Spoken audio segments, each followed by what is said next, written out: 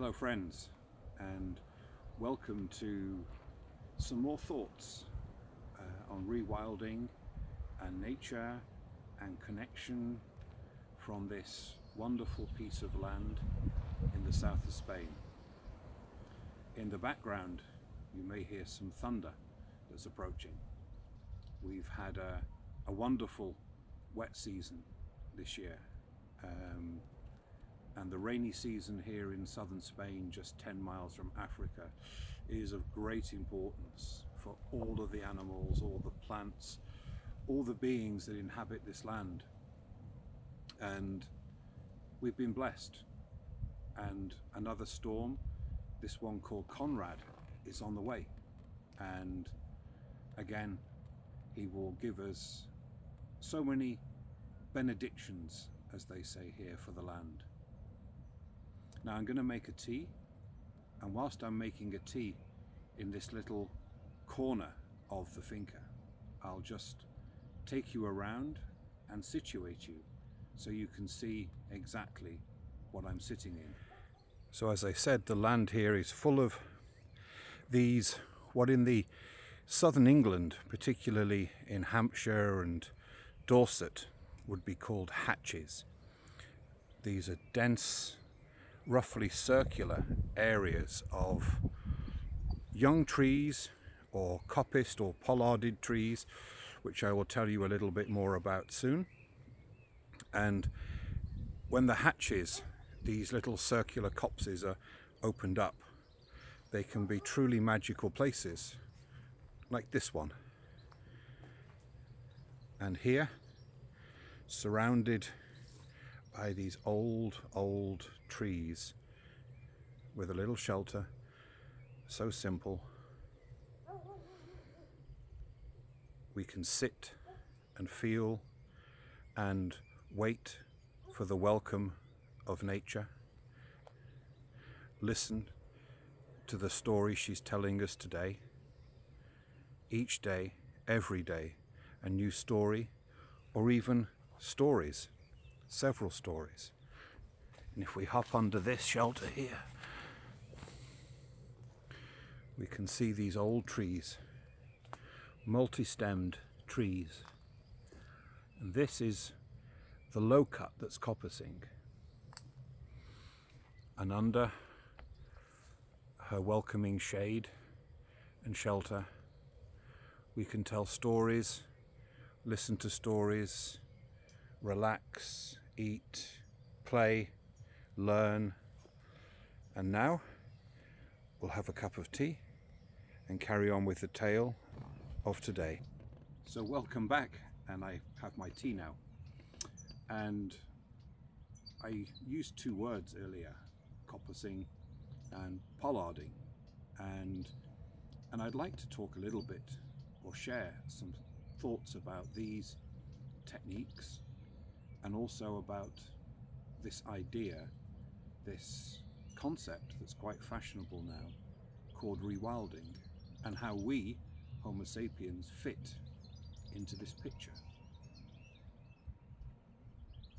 Coppicing is a very old technique that I used to use myself when I lived in England. And with some tree species, it works better than others. And species like hazel and oak and chestnut, coppicing works really well with it. It kind of suits those species in a way. And so what is it? Well, if you take a relatively young oak tree, let's say 40, 50 years old, or a hazel tree, or a chestnut tree, and you cut it off near the base, you won't kill it. What will happen is it will regrow. And it will regrow from several points around the base. And in time, those points will grow up into poles, and those poles will thicken as they age, of course, and gradually they will become small trees. And if left alone, they will grow on and become ancient trees, and occasionally one of these poles, one of these branches would fall. And probably sometime in the future you'd end up with just one or two.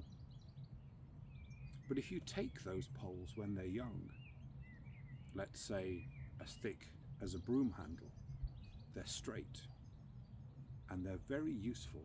And for centuries and centuries, these were prized things that came out of our woodlands. We used them for construction, for fencing, for all sorts of things. And the wonderful thing is, when you coppice, you effectively increase the longevity of this tree. But you do other things too. If you have a large woodland, what they would have done in the past is they may have divided it up into, say, 10 or 20 individual areas, and they would coppice one of those areas all the way down to the base. And that area would be flooded with light, and into that area would come all the seeds that had hidden away in the seed bank, and they'd start sprouting one by one. And gradually, over the next few years, this area would become green, would become full of wildflowers.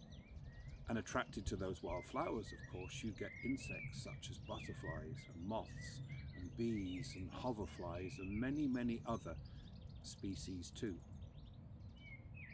And then next to that, you may have an area that was, say, coppiced 5 years ago, and already the young shoots are coming, and it's still really green, but it's a bit bushier now. And into some of these low bushes, you may get songbirds making nests. Birds like you can hear over to my right, blackbirds singing, it's spring. They're finally marking territory with song.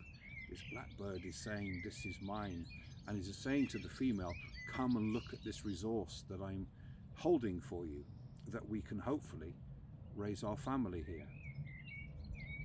And so in this woodland, you will get stages from completely cleared bare areas, and those most bare areas would favor things like lizards, for example, that need sunlight to bask, all the way through up to, like this canopy above me, with dense closed woodland that would favor other species.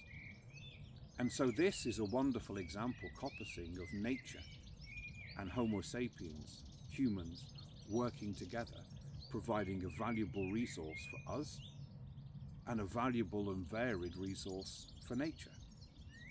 Now, pollarding, this other word I used, is the same thing, but you cut it higher, above head height. And that was often used in the deer parks. So when the plants start to regrow, the trees start to regrow, it's above the height of the deer. The deer can't browse them off. But it's a kind of similar thing. And many of our most valuable habitats have been coppiced and pollarded over the years. Now, this piece of land is another ancient piece of land in what's called the Dehesa. And the Dehesa is open graze woodland in southern Europe, particularly Spain and Portugal. It's a wonderful ancient resource, and some of the constituent species, as well as the oaks, are these trees that surround me, these old wild olives. And these trees were coppiced in the same way as we coppice them in England. They were cut down to the base, they're multi-stemmed. And these trees are an incredibly dense, powerful species in terms of the density of this wood. It means they make wonderful firewood. They would have been used in the bread ovens and for heating in the coldest months of the year. That density means that they don't rot down easily, so they're great for being used in fencing and for tool handles, which they're still used for, and for things like walking sticks. And so here we have another example of humans and nature absolutely cooperating together. And you can see just here some fresh stems that I've coppiced the other day just to open this space a little more. And as for the rewilding element, well, sometimes rewilding is thought of, in my opinion, erroneously, as taking humans out of a landscape, letting it return to nature, in inverted commas, suggesting that somehow us, this species, are not nature. And people have suggested to me that why don't I just leave this land alone? Why don't I just let it go back to nature? Well, I could do that, and there's no problem doing that. But there's another way, and that way is not to take myself out of the picture, but to put myself and others fully in the picture. And so when I come down to a place like this to sit and to listen and to wait for nature to welcome me, I can listen to its story, to what it's saying to me, and I can look around.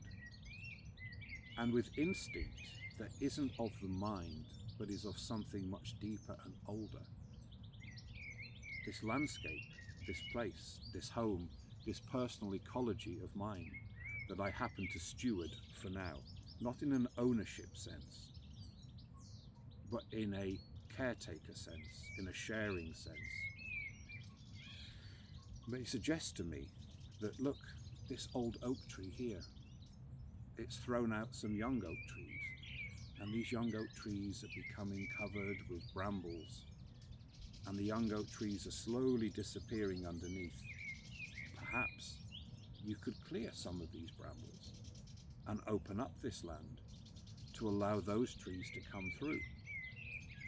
And of course, in that deeper wisdom, in that deeper listening, had I have the awareness that there was a lack of brambles on this land, the wisdom may say to me, no, they'll be left. But if I have a lot of brambles on this land, then perhaps that wisdom could say, well, let's work with this land. You have the ability to move these brambles, to allow these trees to flourish for the long term. And the same way that in doing that, I'm also opening the land for more flowers, for more butterflies, for more grazing for the horses that share this place with me. And so moving through this landscape, listening deeply to what it's saying to me, enables me to continue to have a conversation with the land. And this conversation with the land, this two-way interaction, this deep participation that we can have with our own personal ecologies, is rewilding. It is not taking ourselves out of the picture. It's actually fully putting ourselves into the picture. Now, if you have any thoughts on anything I've just shared in this short video, then I'd really love to hear from you. And as you may be able to hear from the canopy overhead, it's just started to rain. So perhaps I will now shift under the canopy, and this is a good time to say goodbye and to thank you very much for listening, and hopefully you'll join me for some more thoughts and videos about rewilding here in southern Spain. Sending bright blessings to you all.